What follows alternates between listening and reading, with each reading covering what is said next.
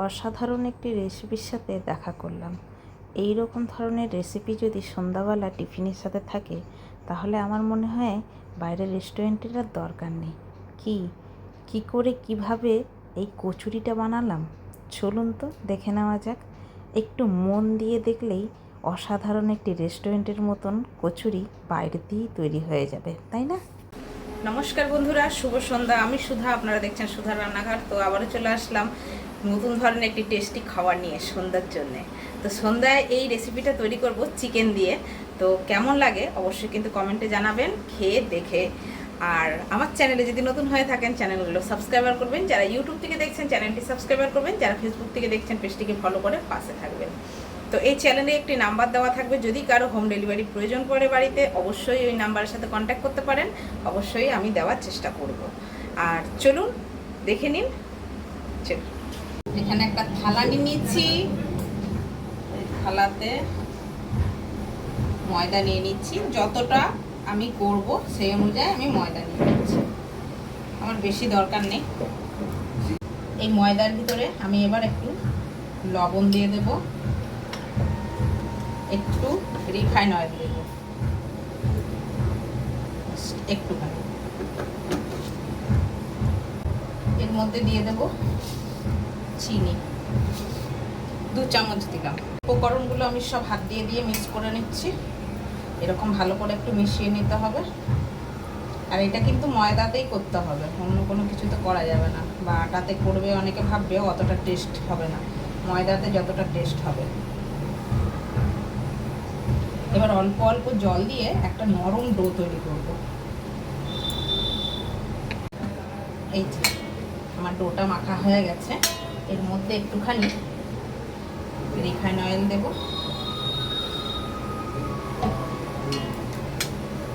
ভালো করে একটু রিফাইন অয়েল দিয়ে ঢাকা দিয়ে রেখে দেব। নিচে একটা ক্যাপসিকাম একটু দরকার,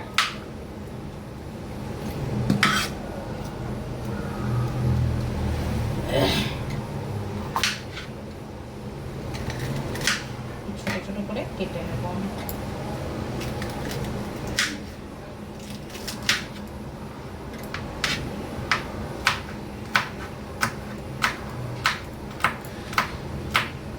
এইরকম ছোট ছোট করে আমি ক্যাপসিকামগুলো কেটে নিচ্ছি। ক্যাপসিকামগুলো আমার কাটা হয়ে গেছে। এবার একটু মাংস নিয়ে নিয়েছি, একটু মাংস আমি কেটে নেব। ওই ছোট ছোট করে একটু কেটে নেব।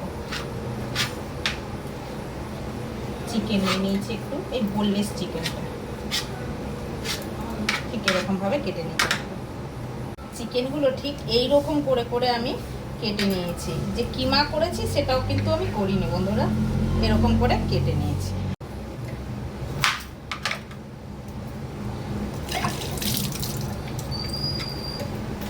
একটু রসুন কুচি করে নিচ্ছি।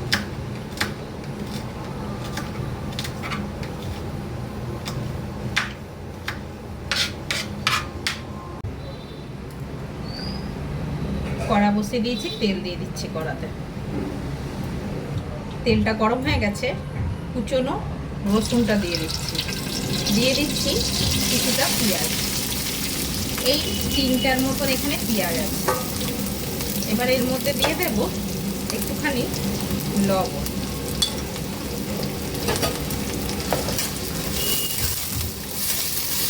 এটা ভালো করে আমি ভেজে নেব। এগুলো ভাজতে ভাজতে ক্যাপসিকামটা এর মধ্যে দিয়ে দেবো ভাজার জন্য। পেঁয়াজের সাথে ক্যাপসিকামটা ভালো করে ভেজে নেব। ক্যাপসিকাম আর পেঁয়াজ রসুনটা দিয়ে ভাজা হয়ে গেছে খানিকক্ষণ, চিকেনটা দিয়ে দিলাম কুচনো। এবার চিকেনটাও আমি এর সাথে ভালো করে ভেজে নেব।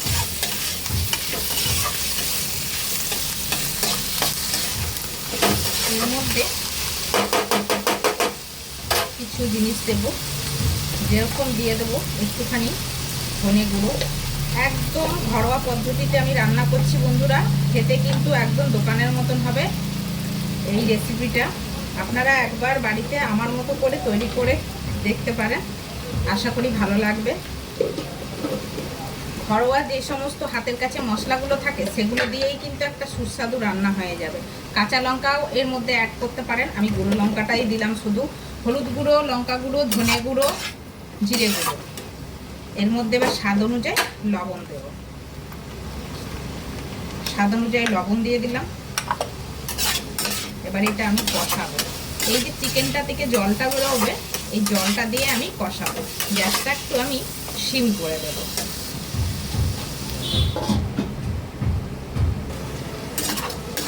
জলটা বেরিয়ে কতটা শুকিয়ে গেছে দেখো বন্ধুরা। এবার এর মধ্যে একটা জিনিস দেব,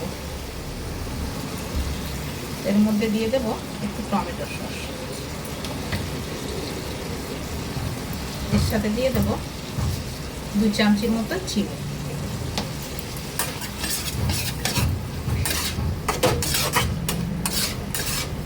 পুরটা কিন্তু আমার রেডি হয়ে গেছে, আর একটু শুকনো করে নামাবো।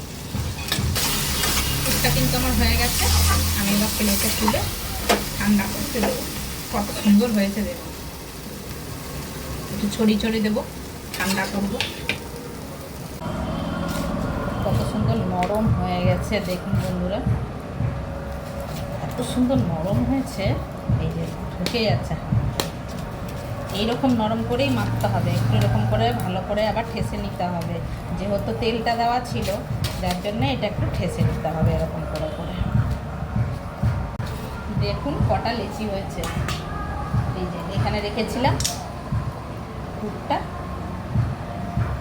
এই পুরটা দিয়ে কিন্তু তন্দুরি রুটি দারুণ খাওয়া যাবে, তাই না? এবার আমি একটু এরকম করে করে ভাগ করে নিয়েছি, গরম করে পুরটা দেবো।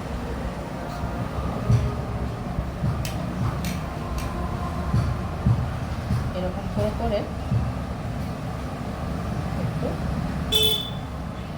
করে নিতে হবে।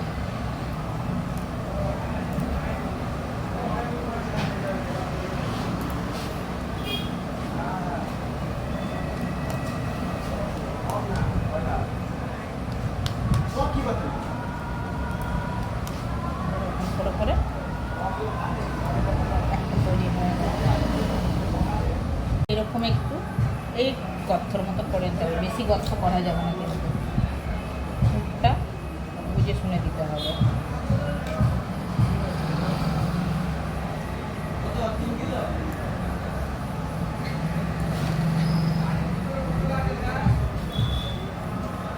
এরকম করে নিতে হবে, জাস্ট এইরকম।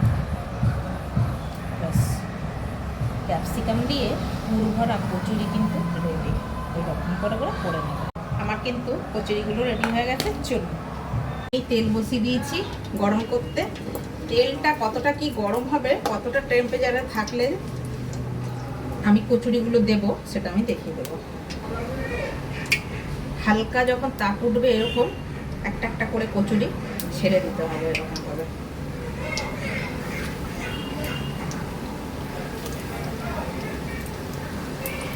এইরকম করে করে দিতে হবে তেলগুলো কচুরির উপরে উপরে, যাতে উপরের পজিশনটাও ভালো করে ভাজা হয়ে যায়।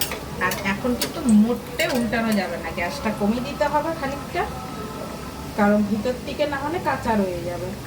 এরকম করে করে ভেজে দিতে হবে। আমি এগুলো উল্টে দিয়েছিলাম একবার, আর একবার এরকম করে উল্টে দিচ্ছি। আর এটা কিন্তু সিম করেই ভাজতে হবে, গ্যাস কিন্তু একদম বাড়ানো যাবে না। এরকম করে করে ভেজে নিতে হবে। যেগুলো হয়ে গেছে আমি তুলে নিচ্ছি। এই কচুরিগুলো কিন্তু আমার ভাজা হয়ে গেছে।